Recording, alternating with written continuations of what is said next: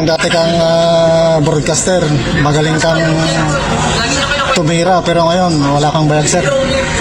Ayun mga kapartner, sa tanongin natin yung ilan sa mga Brave 18 doon sa naging pahayag ni Senator Erwin Tulfo. Sir, sinabi po ni Senator Erwin Tulfo kanina na hindi daw kayo mga ex-marines, kayo daw po yung mga kargat po. Ano pong masasabi niyo doon? Ayan niyo po, ma'am, kung ano pong sabihin niya sa amin. Basta importante po, nagserbisyo po kami sa ating bayan. Offensive ba yung para sabihin kayong kargador doon sa naging serbisyo niyo doon sa pagiging sundalo?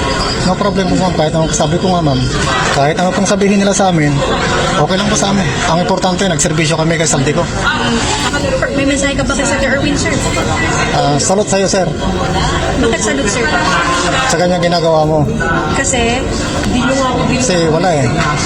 Nung dati kang broadcaster, magaling kang tumira, pero ngayon wala kang bayag, sir. wala siyang bayad. Maraming salamat, sir. Ayan mga kapartners, narinig nyo yung naging Yun no, sabi nung isa sa 18 Marines, si Erwin Tulfo daw, walang bayag. Nagkakamali ka dyan, sir. May bayag naman yan. Ay, balita nga eh.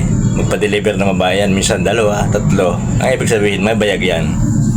Yun nga lang, puti ang bayag niyan. Tinte asa sir. My goodness. Alright.